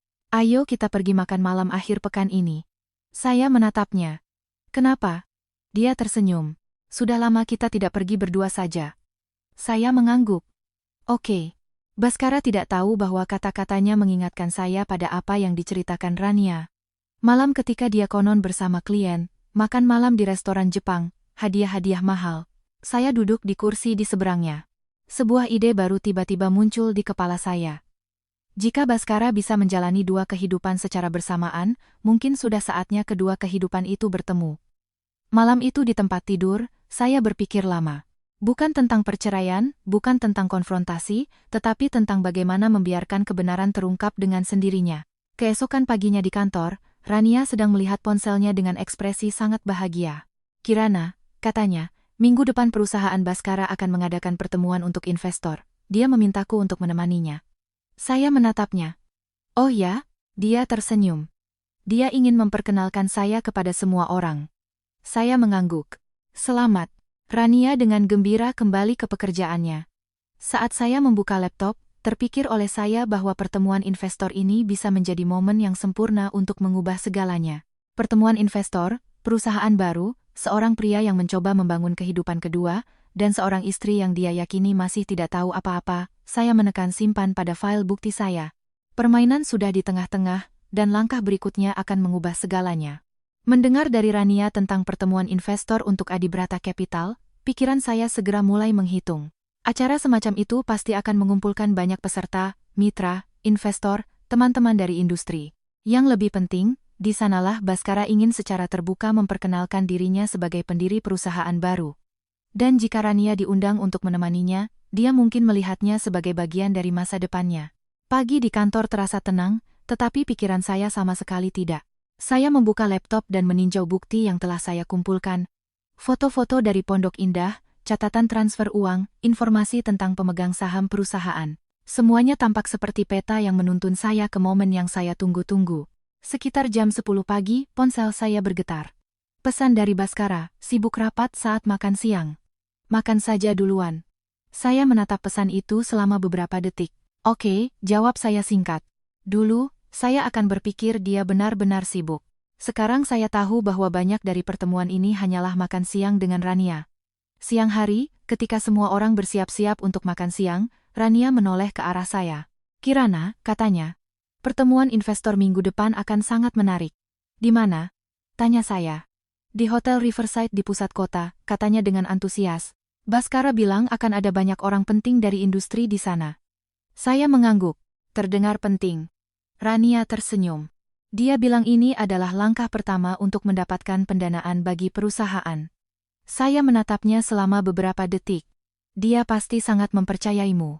Dia mengangguk. "Baskara bilang saya adalah mitranya sejak awal." Saya tersenyum tipis.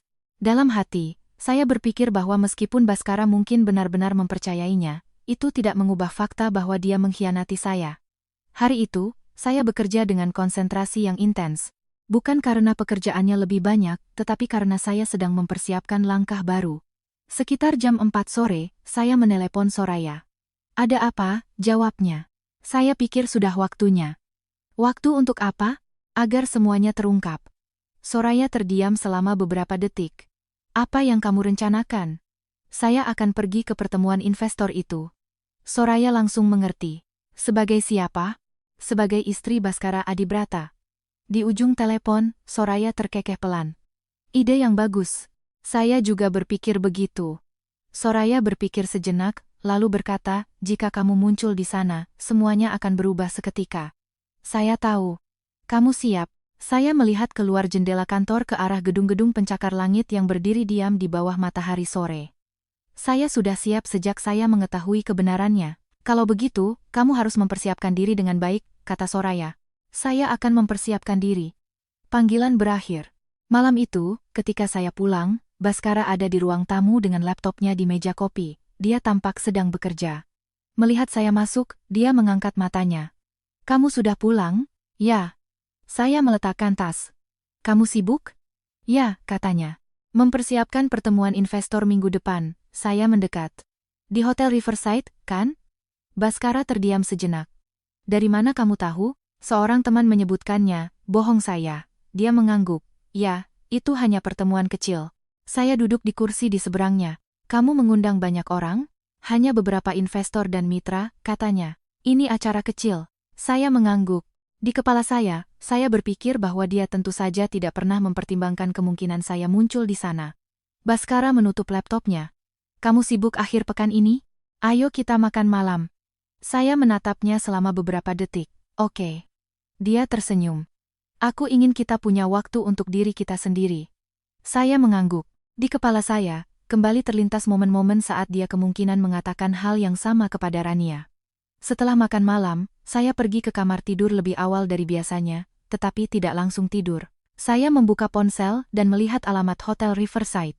Pertemuan investor itu pada hari Jumat malam minggu depan, hanya beberapa hari lagi. Saya menatap layar untuk waktu yang lama. Mungkin ketika momen itu tiba, semuanya akan berubah total.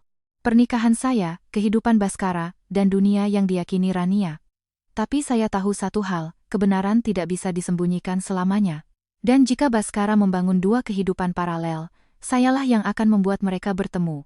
Hari-hari menjelang pertemuan investor terasa lebih lambat dari biasanya. Secara lahiriah, hidup saya berjalan seperti biasa. Saya pergi bekerja, menghadiri rapat, pulang untuk makan malam, dan berbasa-basi dengan Baskara. Tapi di dalam, setiap pikiran saya berputar di sekitar satu hal, Jumat mendatang. Itu akan menjadi saat di mana semua fasad mulai retak.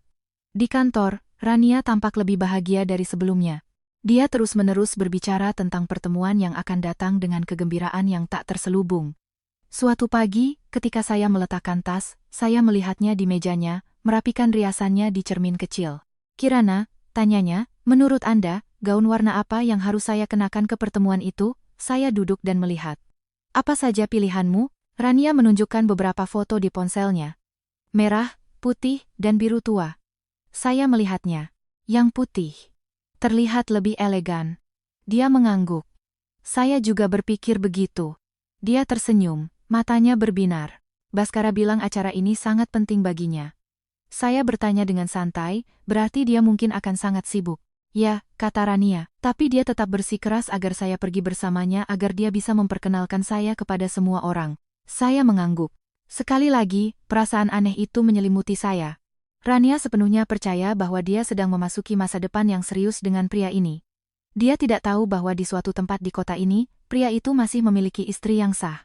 Hari itu, saya pulang kerja sedikit lebih awal. Bukan karena lelah, tetapi karena saya punya beberapa persiapan. Saya berkendara ke sebuah department store besar di pusat kota. Setelah parkir, saya langsung menuju butik pakaian mewah. Gaun-gaun digantungan berkilauan di bawah cahaya.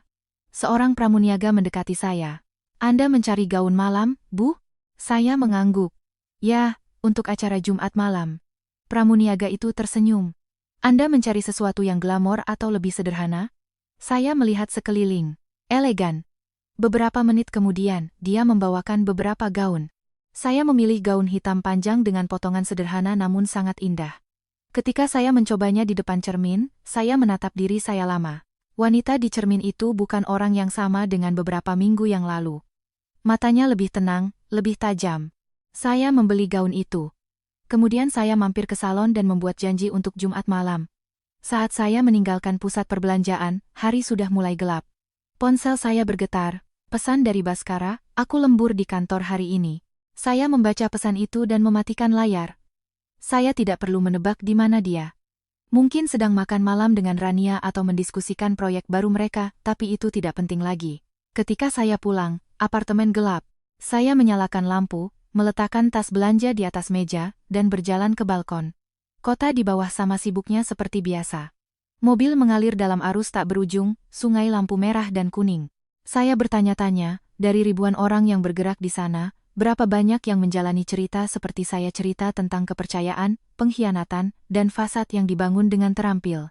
Sekitar pukul 22.30, pintu terbuka. Baskara masuk. "Kamu belum tidur?" "Ya." Saya berbalik dari balkon. Dia menatap saya selama beberapa detik. Apa yang kamu lakukan di sana? Hanya melihat kota. Dia tersenyum tipis. Sudah lama aku tidak berdiri di sini. Dia mendekat dan berdiri di samping saya. Kami berdua menatap ke bawah ke kota yang terang benderang.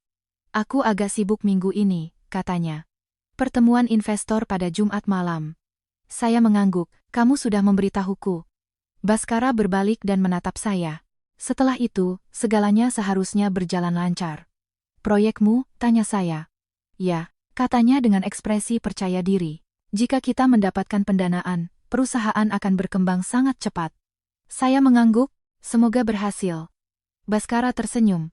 Terima kasih, sayang. Kami berdiri dalam diam sejenak. Dia tidak curiga bahwa hanya dalam beberapa hari, pertemuan itu bisa menjadi titik balik terbesar dalam hidupnya. Malam itu, berbaring di tempat tidur, saya tidak langsung tidur. Saya memikirkan Jumat malam, ruang konferensi di Hotel Riverside, para investor, mitra, dan saat Baskara mungkin akan melihat saya masuk dengan gaun hitam yang baru saja saya beli. Saya tidak tahu persis apa yang akan terjadi setelah itu, tapi saya tahu satu hal. Ketika kebenaran terungkap, tidak ada yang bisa berpura-pura semuanya baik-baik saja lagi. Saya memejamkan mata. Malam sebelum badai selalu tenang, tetapi keheningan itu adalah tanda paling pasti bahwa segalanya akan segera berubah. Jumat akhirnya tiba. Sepanjang hari, saya bekerja hampir dengan autopilot. Rapat, email, rencana pemasaran. Semuanya berjalan seperti biasa. Tapi pikiran saya hampir sepenuhnya terfokus pada malam yang akan datang, saat yang telah saya tunggu selama beberapa minggu. Sore hari, ketika saya akan meninggalkan kantor, Rania menoleh ke arah saya dengan ekspresi gembira. Kirana, katanya, saya pergi lebih awal untuk bersiap-siap untuk pertemuan malam ini. Saya tersenyum. Selamat bersenang-senang. Dia tersipu. Terima kasih Kirana. Rania mengemasi barang-barangnya dan pergi. Saat sosoknya menghilang di koridor, saya duduk beberapa menit lagi. Perasaan tenang yang aneh menyelimuti saya. Tidak ada kegugupan, tidak ada kecemasan, hanya kepastian bahwa malam ini, segalanya akan berubah. Saya meninggalkan kantor sekitar 1 jam kemudian. Sebelum menuju ke Hotel Riverside, saya mampir ke salon untuk janji saya. Menatap diri saya di cermin setelah rambut dan riasan saya selesai, saya melihat versi diri saya yang sama sekali berbeda. Wanita di cermin itu bukan lagi pribadi naif yang percaya pernikahannya akan berlangsung selamanya. Matanya tenang, tajam, dan tampak siap untuk segala kemungkinan. Saya mengenakan gaun hitam panjang yang saya beli, mengenakan mantel tipis, dan berkendara ke hotel. Ketika saya masuk ke lobi, waktu sudah hampir jam 8 malam. Aula besar itu terang benderang. Panel kaca tinggi memantulkan lampu yang berkilauan. Saya bertanya pada petugas tentang ruang konferensi untuk acara Adibrata Capital dan berjalan menyusuri koridor panjang menuju tempat tersebut. Pintu ruang konferensi sedikit terbuka, dan saya bisa mendengar desas-desus percakapan dari dalam. Saya berhenti sejenak sebelum masuk. Di dalam, sekitar 30 orang berdiri dalam kelompok-kelompok kecil, bercakap-cakap. Di depan, sebuah meja panjang dipasang dengan logo besar Adibrata Capital di layar di belakangnya, dan di tengah ruangan, Baskara sedang berbicara dengan sekelompok investor. Dia mengenakan setelan biru tua, wajahnya percaya diri, dengan senyum yang familiar di bibirnya. Di sampingnya ada Rania, dengan gaun putih yang beberapa hari lalu ia tanyakan pendapat saya. Dia berdiri sangat dekat dengannya, tampak dalam segala hal sebagai mitra bisnis dan hidupnya. Saya berdiri di pintu masuk selama beberapa detik. Seorang petugas acara melihat saya dan mendekat. Anda untuk acara ini, Bu? Saya mengangguk. Ya. Dia tersenyum dan memberikan saya sebuah lencana nama kosong. Silakan tulis nama Anda di sini. Saya mengambil pulpen dan menulis 2 kata, Kirana Adiwangsa. Lalu saya masuk ke ruangan. Awalnya, tidak ada yang memperhatikan saya. Orang-orang masih mengobrol, bertukar kartu nama, dan tertawa tentang proyek investasi. Saya perlahan berjalan mengelilingi ruangan, mengamati semuanya. Baskara belum melihat saya. Rania sedang berbicara dengan seorang investor wanita muda, wajahnya bersinar, seolah malam ini adalah tonggak penting dalam hidupnya. Saya berjalan ke meja minuman dan mengambil segelas air. Saat itulah, Baskara menoleh. Pandangannya meluncur ke kerumunan dan berhenti pada saya. Pada saat itu, saya melihat wajahnya berubah. Senyumnya lenyap. Matanya melebar, dan seluruh tubuhnya tampak membeku sesaat. Saya tersenyum tipis dan berjalan lurus ke arahnya. Beberapa orang di dekatnya mulai memperhatikan, mungkin merasakan perubahan aneh dalam ekspresi wajah tuan rumah. Ketika saya berdiri di depannya, Baskara masih tidak bisa berkata-kata. Saya yang berbicara lebih dulu. Halo Baskara. Suara saya begitu tenang sehingga mengejutkan diri saya sendiri. Rania berbalik dan menatap saya. Kirana? Dia tampak terkejut melihat saya di sini. Saya menatapnya, lalu kembali ke Baskara. Kamu tidak akan memperkenalkan kami? Baskara terdiam selama beberapa detik sebelum akhirnya berhasil berbisik, Kirana, apa yang kamu lakukan di sini? Saya tersenyum. Kamu mengadakan acara sebesar ini, kenapa kamu tidak mengundang istrimu? Ruangan di sekitar kami tiba-tiba menjadi sunyi. Beberapa orang di dekatnya mulai melihat ke arah kami. Rania menatap saya, lalu ke Baskara. Istri? Suaranya sedikit bergetar. Saya menoleh padanya. Ya, saya istrinya. Udara di ruangan itu terasa membeku. Baskara maju selangkah. Kirana? Saya menatap lurus ke matanya. Kamu tidak akan memberitahu semua orang? Rania mundur selangkah, wajahnya pucat. Baskara, apa ini? Baskara tidak langsung menjawab. Saya melihat sekeliling ruangan dan berkata dengan cukup keras agar orang-orang di dekatnya bisa mendengar, mohon maaf mengganggu acara ini, tapi mungkin sebelum kita membahas investasi, semua orang harus tahu satu informasi kecil. Saya menunjuk ke layar di belakang Baskara, di mana logo Adibrata Capital masih ditampilkan. Pendiri perusahaan ini adalah suami saya. Gelombang bisikan pelan menyapu kerumunan. Saya melanjutkan. Dan salah satu pemegang saham perusahaan ini adalah wanita yang telah menjadi selingkuhannya selama 3 tahun terakhir. Ruangan menjadi sunyi senyap. Rania berdiri membeku, wajahnya pucat pasi. Baskara menatap saya, matanya penuh campuran amarah dan panik. Saya hanya berdiri di sana dengan tenang, menyaksikan semuanya terungkap, karena akhirnya, kebenaran telah terungkap. Ruang konferensi hampir membeku setelah pernyataan saya. Tawa dan obrolan menghilang, digantikan oleh lautan tatapan yang tertuju pada kami. Para investor yang beberapa menit lalu mendiskusikan modal, kini menatap Baskara dengan curiga. Baskara berdiri di hadapan saya, wajahnya menjadi topeng ketegangan. Saya bisa dengan jelas melihat kepanikan di matanya, sebuah emosi yang belum pernah saya lihat selama 7 tahun kami bersama. Kirana, bisiknya, ayo kita keluar dan bicara. Saya menggelengkan kepala. Tidak perlu. Kita bisa bicara di sini. Rania, yang berdiri di sampingnya, masih menggenggam gelasnya. Tangannya bergetar begitu hebat hingga air tumpah. Baskara, dia menatapnya, suaranya nyaris tak terdengar. Apa yang dia katakan? Sebelum Baskara sempat menjawab, seorang pria tua dari kelompok investor angkat bicara. Maaf, katanya sambil menatap Baskara. Dia bilang dia istrimu. Baskara terdiam selama beberapa detik. Saya menatapnya. Katakan pada mereka, Baskara. Dia menarik napas dalam. Ini masalah pribadi, katanya kepada para investor. Ini tidak ada hubungannya dengan proyek. Beberapa orang di ruangan itu saling berpandangan. Saya tersenyum dingin. Tidak ada hubungannya? Maaf mengganggu semua orang, tapi mungkin Anda semua harus tahu bahwa sebagian modal awal perusahaan ini berasal dari rekening bank gabungan saya dan suami saya. Gelombang bisikan baru langsung menyapu ruangan. Seorang pria muda bertanya, apa maksud Anda? Saya menatapnya. Maksud saya, pendiri perusahaan ini telah menggunakan aset keluarga untuk mendanai usaha barunya, tanpa sepengetahuan istrinya. Rania menoleh tajam ke arah Baskara. Kau bilang kau lajang, katanya, suaranya pecah. Kau bilang kau tidak pernah menikah. Baskara mengepalkan tangannya. Rania. Aku. Saya menatap wanita muda di hadapan saya. Pada saat itu, saya tidak lagi melihatnya sebagai orang yang merusak pernikahan saya. Saya hanya melihat seorang wanita yang baru saja menyadari bahwa dia telah hidup dalam kebohongan besar. Kau tidak tahu? Tanya saya dengan lembut. Rania menggelengkan kepala, matanya memerah. Tidak, dia bilang dia tinggal sendiri. Baskara mendekati saya. Kirana, hentikan. Saya menatapnya. Kenapa? Takut semua orang tahu kebenarannya. Seorang investor di dekatnya bergumam kepada rekannya, saya rasa kita harus meninjau kembali ini. Yang lain mengangguk setuju. Suasana di ruangan itu berubah dengan cepat. Orang-orang yang tadinya antusias dengan proyek itu kini mundur selangkah. Baskara menyadarinya. Dia menoleh padaku, suaranya menjadi lebih pelan, tetapi penuh ketegangan. Kau menghancurkan segalanya. Saya menatapnya dengan tenang. Tidak, Baskara. Kaulah yang menghancurkan segalanya. Saya membuka tas saya dan mengeluarkan setumpuk kertas yang sudah saya cetak sebelumnya. Itu adalah salinan laporan rekening bank dari rekening gabungan kami. Saya meletakkan tumpukan itu di atas meja. Ini semua catatan transfer uang. Totalnya lebih dari 2 miliar rupiah. Semuanya dikirim ke pemegang saham kedua perusahaan ini. Beberapa orang di ruangan itu mendekati meja untuk melihat. Rania melirik kertas-kertas itu, dan wajahnya menjadi lebih pucat. Kau mengirimiku uang dari rekening istrimu? Baskara tidak menjawab.